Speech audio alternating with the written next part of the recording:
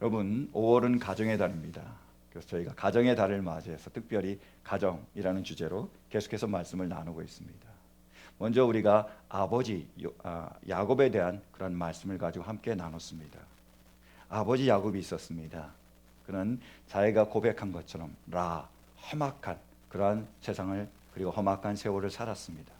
그런데 그렇게 힘들고 어려운 상황 속에서도 그는 끝까지 가정을 위해서 헌신하고 그리고 가정을 위해서 수고하게 됩니다. 그래서 가정을 이끌어가게 되는 거죠. 그리고 지난주는 마더스데이, 어머니 날이었죠. 그래서 우리가 특별히 어머니 누구죠? 나오미에 관한 말씀을 나눴습니다. 나오미는 정말로 어머니로서 희생과 헌신의 사람이었죠. 뿐만 아니라 그가 마라와 같은 그런 괴로움 순간에서도 어떻게 했죠? 그 자리를 지켰습니다. 버텨내며 이겨낸 거죠. 그래서 우리 가정이 지켜줄 수 있었습니다. 그게 어머니의 모습이었습니다. 오늘은 우리에게 주신 말씀이 바로 아들 요셉에게 관한 말씀입니다. 이 아들 요셉에 관한 말씀을 통해서 우리에게 주신 그 귀한 자녀들을 우리가 어떻게 양육해야 될지 하나님의 지혜를 깨닫고 그 지혜로 사는 은혜가 있기를 간절히 축원합니다. 먼저 요셉은 어떤 사람입니까? 꿈의 사람이었습니다. 요셉에게는 꿈이 있었다라는 거죠. 우리 말씀 보실까요? 7절 8절. 우리가 밭에서 곡식단을 묶고 있었어요. 그런데 갑자기 내가 묶은 단이 우뚝 일어서고 형들의 단이 나의 단을 둘러서서 절을 하였어요. 형들이 그에게 말하였다. 내가 우리의 왕이라도 될성 싶으냐? 정말로 내가 우리를 다스릴 참이냐? 형들은 그의 꿈과 그가 한 말 때문에 그를 더욱더 미워하였다. 요셉이 꿈을 꾸게 됩니다. 근데 곡식단의 꿈이에요. 형과 자기가 곡식단을 다 이제 수확해서 모으게 됐는데 나의 그 곡식단을 형들의 곡식단이 절하는 거죠. 그러니까 뭐죠? 형들이 나에게 절하게 되고 형들이 나를 섬기게 된다는 그런 꿈이었죠. 그 꿈을 얘기했더니 미워하게 되는 거죠. 이걸로 끝난 게 아닙니다. 또 꿈을 꿔요. 이런 꿈을 꾸는 거죠. 우리 잘 아는 꿈 보실까요? 9절. 얼마 뒤에 그는 또 다른 꿈을 꾸고 그것을 형들에게 말하였다. 들어보셔요. 또 꿈을 꾸었어요. 이번에는 해와 달과 별 한 개가 나에게 절을 했어요. 이번엔 내가 있는데 해와 달과 별 한 개가 자기에게 절하는 거예요. 해는 누구죠? 아버지입니다. 그죠? 달은요? 어머니예요. 별 한 개는요? 나머지 형제들입니다. 형제들만 자기를 높여주고 섬길 뿐만 아니라 아버지 어머니까지도 자기를 섬겨주고 자기에게 절하는 그런 꿈을 꾸게 됩니다. 요셉은 이런 꿈을 가진 사람이었다는 거예요. 그런데 요셉이 가진 꿈은 우리가 흔히 말하는 꿈과는 다릅니다. 세상 사람들이 말하는 꿈과는 달라요. 제가 어렸을 때 자주 듣던 말이 이거였습니다. Boys be ambitious. 뭐죠? 소년이여 야망을 품어라. 꿈을 품어라. 그 다음 dream big. 큰 꿈을 꿔라. 얼마 전에 제 와이프 티셔츠를 보니까 이렇게 써있더라고요. Dream often. 꿈을 자주 꿔라. 같은 말인지는 잘 모르겠지만 하여튼 그런 꿈을 가져야 된다. 그리고 큰 꿈을 이왕 가질 거 큰 꿈을 가지면 작은 거라도 얻는다. 그래서 큰 꿈을 가지라 그러더라고요. 그래서 2018년에 이런 조사를 한 적이 있습니다. 일본 학생들과 우리 한국 학생들 비교한 거예요. 초등학교 1학년이요. 그러니까 초등학교 1학년에게 물어봤습니다. 너는 커서 어떤 사람이 되고 싶으냐? 네 꿈이 뭐냐? 라고 물어보니까 일본 학생들, 초등학생 1학년의 꿈이 뭐냐면 남학생들의 꿈은 학자나 과학자였습니다. 그럼 우리나라 초등학교 1학년들의 꿈은 뭐였을까요? 운동선수예요. 제가 어렸을 때 제 꿈은 과학자였거든요. 그게 굉장히 좋은 줄 알고 다 그런 과학자가 참 많았는데 바뀐 겁니다. 우리 한국 아이들 초등학교 1학년들의 꿈은 운동선수입니다.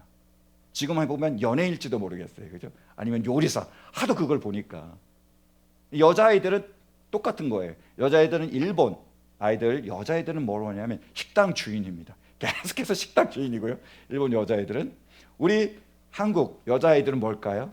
1위가 교사예요. 변하지 않고 교사더라고요. 근데 남자들이 변했다라는 겁니다. 그래서 이걸 가지고 분석하기를 아마 일본에서는 많은 노벨 그 수상자들이 나오니까 이걸 보고 그들이 감동을 받고 영향을 받고 그런 사람이 되고 싶어 한다. 우리나라는 하나도 없잖아요. 노벨 수상자가. 그러면서 전 이낙연 국무총리가 이런 말을 한 적이 있습니다. 그때요. 부럽다라는 거예요. 이유가 뭔지 알 수는 없지만 그래도 일본 아이들이 그 과학자 그리고 학자가 되고 싶은 그러한 꿈을 가지고 있다는 게 부럽다는 겁니다. 그럴 가능성이 많아지니까요. 근데 이게 세상이 말하는 꿈입니다. 그런데요, 아셔야 될 건 뭐냐면 요셉의 가진 꿈은 이런 꿈과 달랐습니다. 여러분, 내가 학자가 되고 싶고 내가 과학자가 되고 싶고 아니면 내가 운동선수가 되고 싶은 것은 내가 원하는 거죠. 아니면 부모님이 원하는 것일 수도 있지만, 그런데 요셉의 꿈은 누가 원하는 거죠? 하나님께서 원하시는 겁니다. 이게 비전입니다. 이게 크리스찬의 꿈이에요. 요셉은 자기가 곡식단의 꿈을 꾸고 싶지 않았습니다. 내가 원해서 꾼 꿈이 아니에요. 내가 해와 달과 별의 꿈을 꾸고 싶지 않았습니다. 그가 꾼 꿈이 아닙니다. 하나님께서 그를 향하여 갖고 계신 꿈이고 보여주신 꿈입니다. 하나님의 꿈입니다.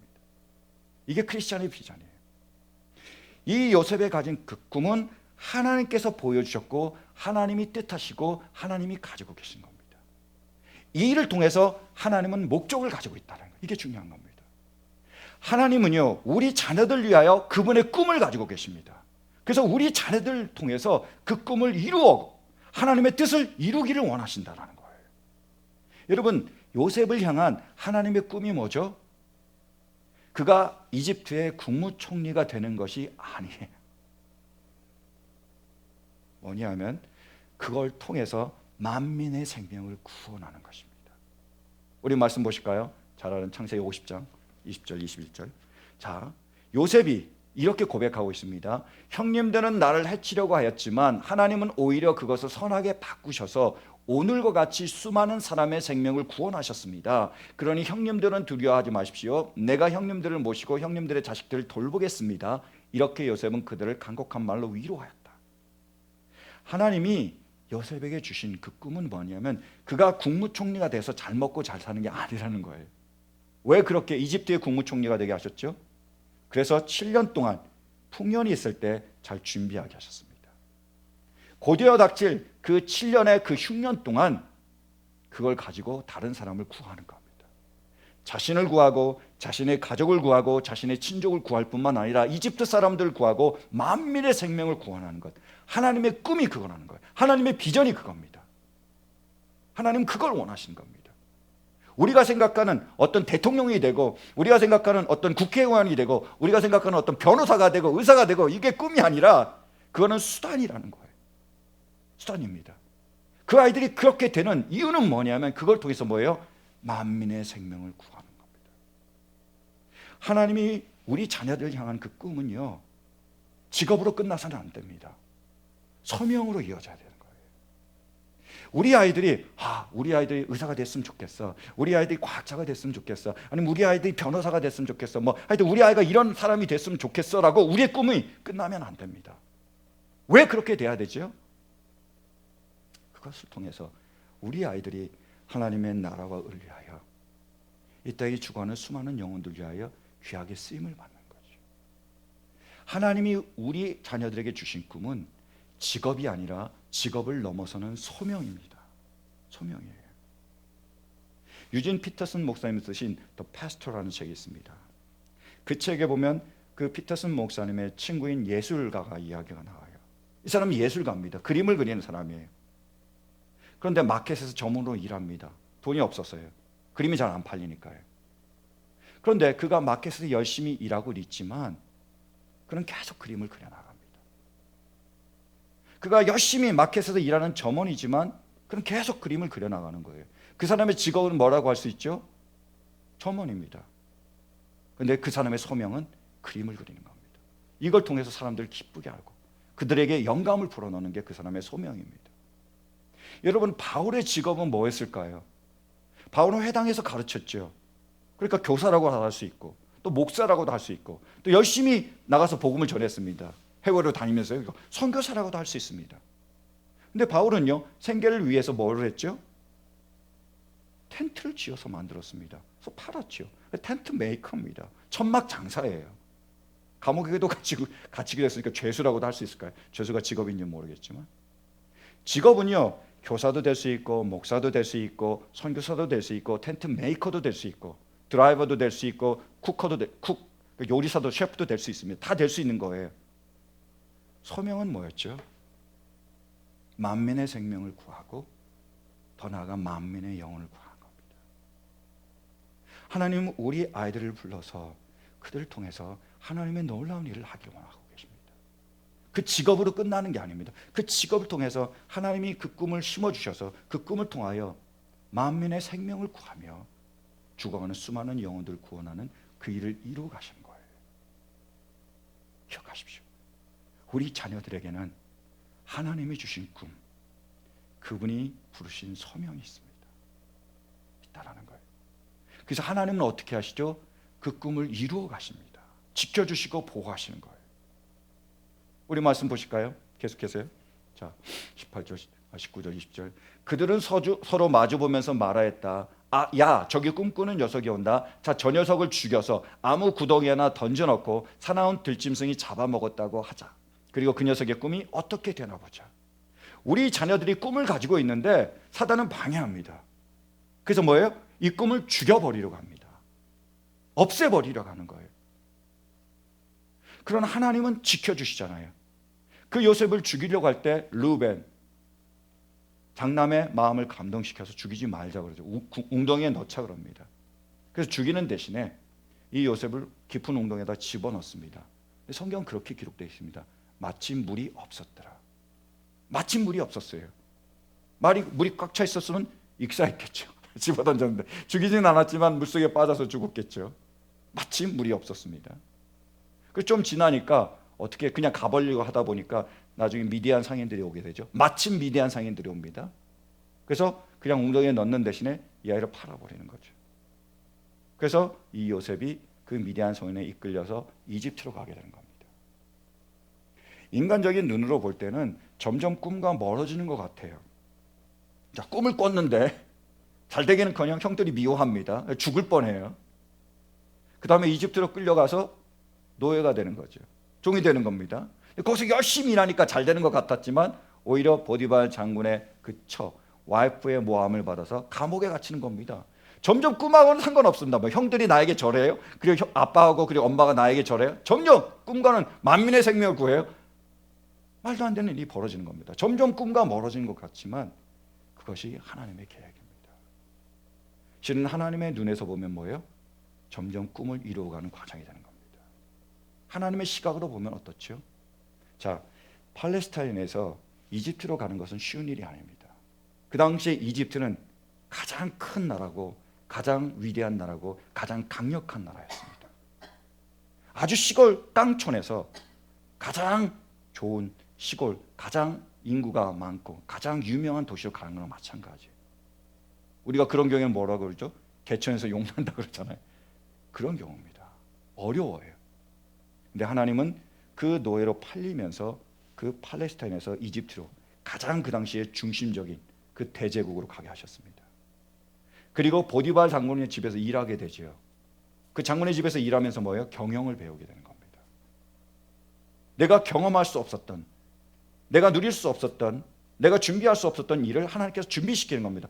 가게를 큰 집이잖아요. 장군의 집이니까 큰 집에서 경영을 배우고 그걸 끝이 아닙니다. 그 다음에 감옥으로 가게 되죠. 근데 그냥 감옥이 아니라 일반 감옥이 아니라 왕궁 감옥입니다. 왕궁에 있는 그 죄수들만 갇히는 감옥이었어요. 더 큰 곳이죠. 그러니까 더 큰 경영을 배우게 하신 거죠. 뿐만 아니라 그 일을 통해서 술 맡은 관원을 만나게 되고 이 일을 통해서 그가 이집트 바로왕을 만나게 되잖아요.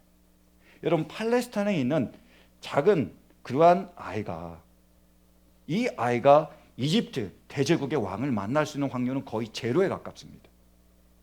하나님은 이러한 과정을 통해서 점점 그의 꿈이 이루어지도록 이끌어 가신 겁니다. 하나님은 그의 꿈을 지키시고 보호하셨어요. 여러분, 정말로 하나님께서 우리 자녀를 부르시고 우리 자녀를 향한 그분의 꿈을 그들을 향하여 이루어 주실 줄로 믿으십니까?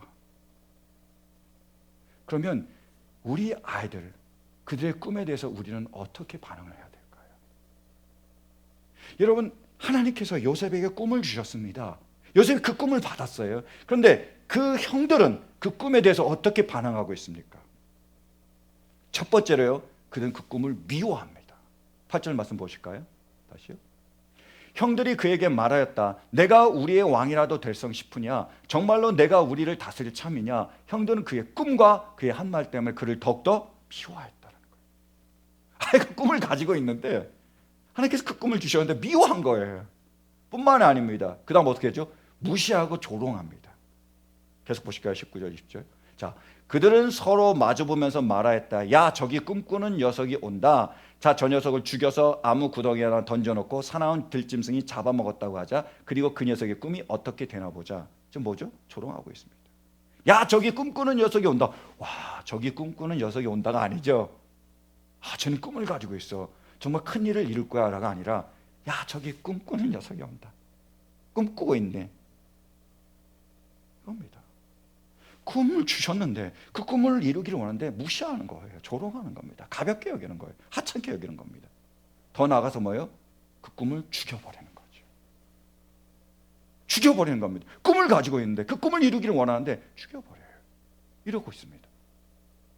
그러나 아버지 야곱은 그 꿈에 대해서 어떻게 반응할 수가 있을까요? 11절 말씀 보실까요? 자, 보십시오. 그의 형들은 그를 시기하였지만 아버지는 그 말을 뭐예요? 마음에 두었다. 요셉의 꿈을요, 마음에 두었습니다. 이 말은 샤말이라는 원어인데 마음에 두다, 지키다, 간직하다 이겁니다. 이 아이가 이런 꿈을 가지고 있다는 것을 마음에 두고 그 아이의 꿈을 지지해주고 위로주는 거죠. 이것이 예수님의 어머니 마리아의 모습입니다. 마찬가지예요. 예수님께서 베들레헴에 태어나셨을 때에 천사가 목자들을 찾아갔습니다. 그게 기쁜 소식을 전한 거예요. 너희를 위하여 기쁜 소식이 있다. 너희를 위하여 구세주가 나타나셨다. 하늘의 영광이여 땅에서는 기뻐하심을 입은 사람들에게 평화로다 하면서 그들에게 구세주가 나셨다는, 그를 구원할 구원자가 나셨다라는 그 기쁜 소식을 전했습니다. 근데 그 아이가 베들레헴의 그 말구에 누워 있다라는 거예요. 목자들이 왔습니다. 그래서 이 아이가 바로 구세주라는 그 놀라운 기쁜 소식을 그들에게 선포하죠. 어떻게 반응을 할까요? 말씀 보시면 누가복음 2장 18절 19절. 이것을 들은 사람들은 모두 목자들이 그들에게 전해준 말은 뭐예요? 이상히 여겼다는 거예요. 말도 안 된다고 생각했습니다. 지금 말구에 아이가 누워 있어요. 어린 아이입니다. 보자기에 쌓여 있어요. 게다가 정말로 천한 목자의 그런 천한 목수의 아들로 태어나서 냄새나는 말구에 있는 별 볼 일 없는 아이였습니다. 목자들이 얘기합니다. 이 아이가 뭐예요? 구원자예요. 이 아이가 메시아예요. 이 아이가 우리를 구원할 사람입니다. 천사가 그렇게 얘기했어요 라고 전하니까 사람들은 말도 안 된다고 여겼습니다. 그러나 마리아는 어떻게 여겼죠? 마리아는 이 모든 말을 뭐예요? 고이 간직하고 마음속에 곰곰이 되새겼다. 이게 부모의 의무입니다.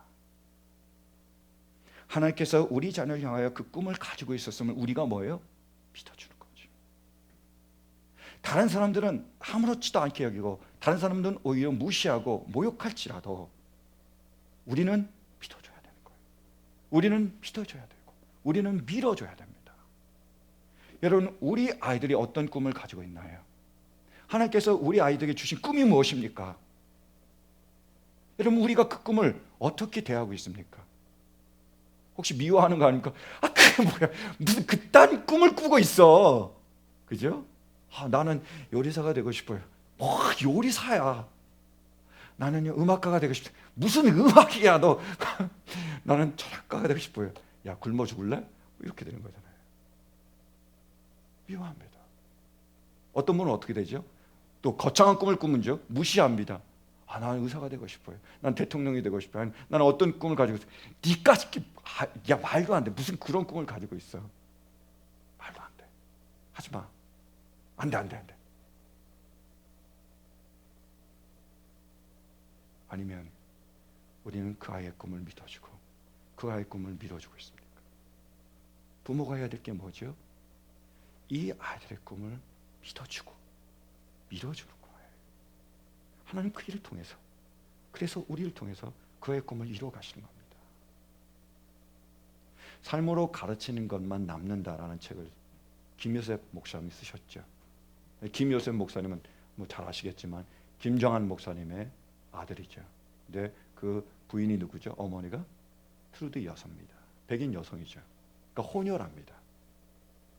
그 김유선 목사님이 자기가 혼혈아로서 어떻게 살았는지를 그 자서전처럼 쓴 게 삶으로 가르치는 것만 남는다라는 책이에요. 그 책에 보면 이런 일화를 소개하고 있습니다. 이 목사님이 5학년 때입니다. 초등학교 5학년 때 선생님 불러서 웅변 대회 나가라 그랬어요. 그래서 수원에 살고 있었는데 수원 지역에 사는 여러 개 학교가 모여서 하는 그 웅변 대회 나가라고 권유를 해줬습니다. 추천을 해준 거예요.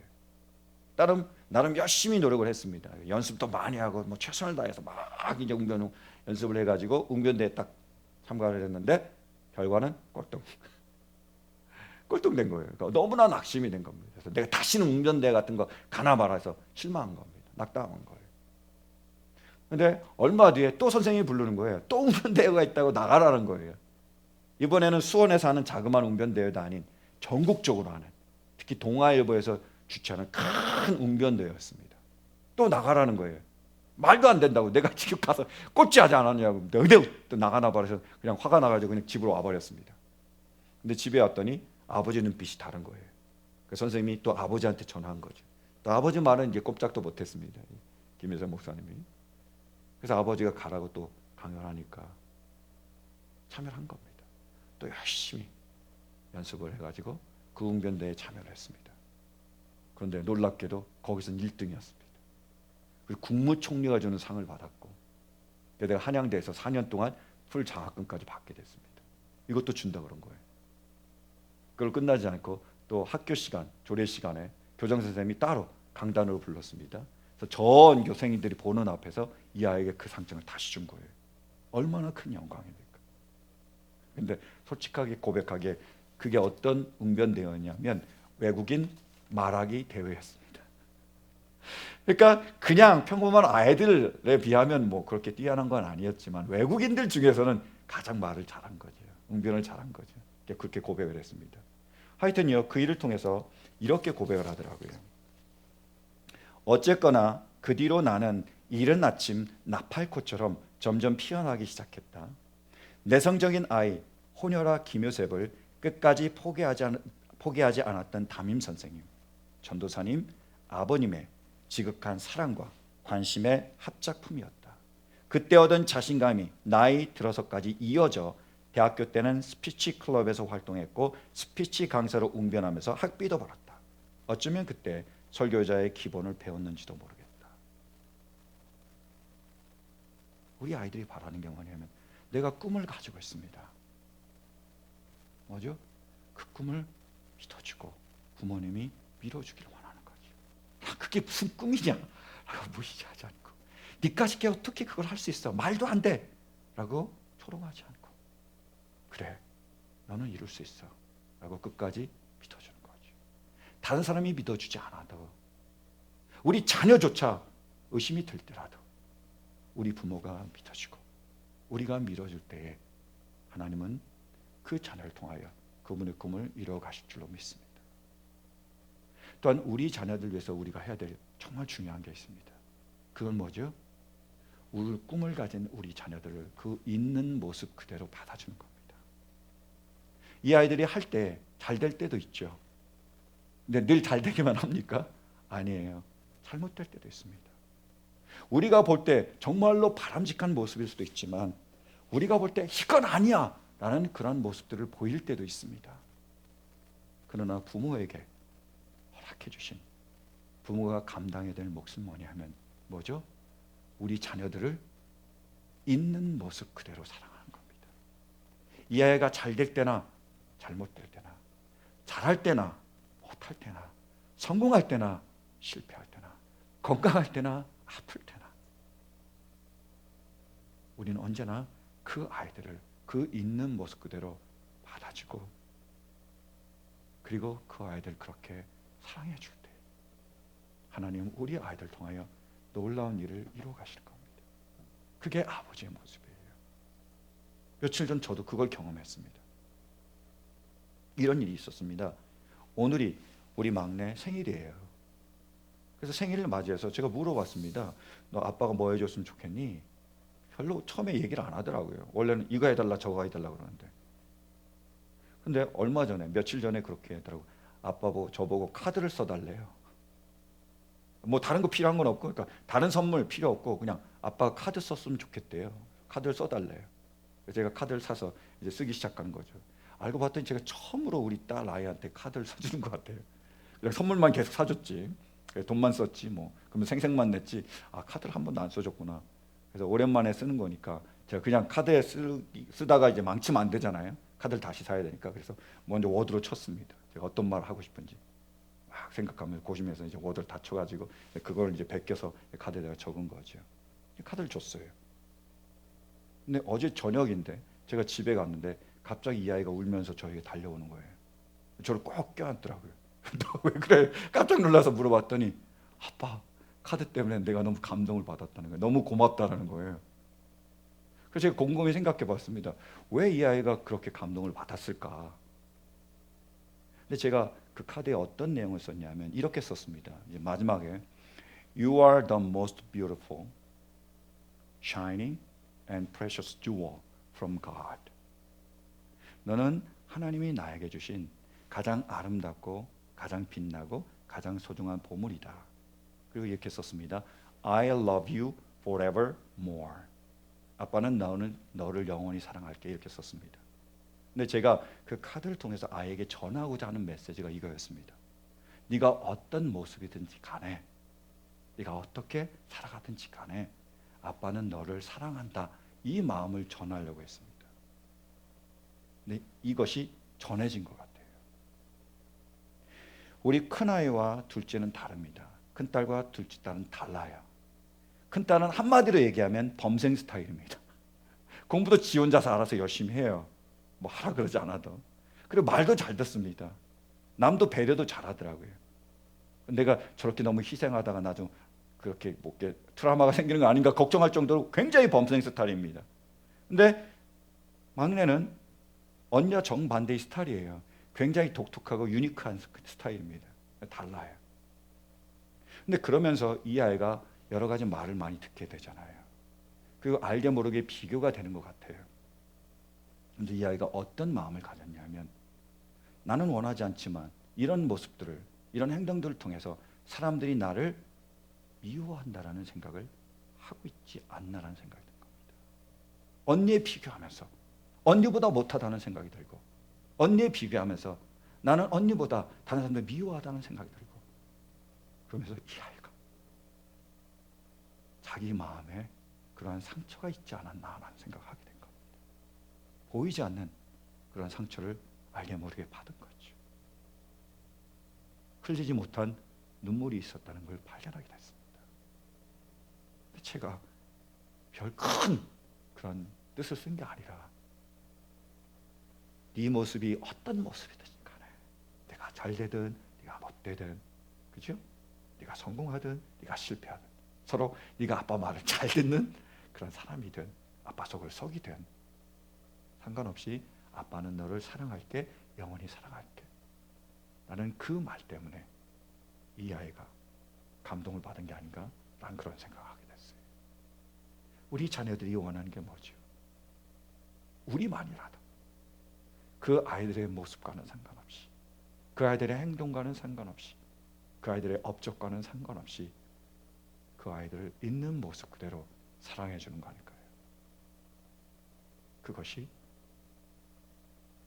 주님의 사랑을 받은, 아버지의 사랑을 받은 그리스도인 부모인 자녀가 우리 자녀들에게 베풀 수 있는 가장 큰 선물이라고 믿습니다. 며칠 전이었어요. 차를 타고 가면서 제가 우리 아이들에게 제 옛날 이야기를 해줬습니다. 아빠가 어렸을 때 TV가 너무 귀했어. 우리는 가난해서 TV가 없었어. 근데 만화 영화를 보고 싶은데 TV가 없으니까 맨날 남의 집에 가서 빌어서 보는 거야. 아버지 너무 싫었어. 그래서 아빠가 정말 TV가 갖고 싶어가지고 엄마 아빠한테 갔어. 니네 할머니 할아버지한테 아빠가 막 졸랐어. 아빠 TV 사주세요. 엄마 TV 사주세요. 제발 좀 TV 좀 사주세요. 안 된다 그랬는데 계속 졸르니까 나중에 얻어맞았어. 하도 졸르니까. 그런데 나중에 엄마하고 아빠가 니네 할머니하고 할아버지하고 TV를 사주더라.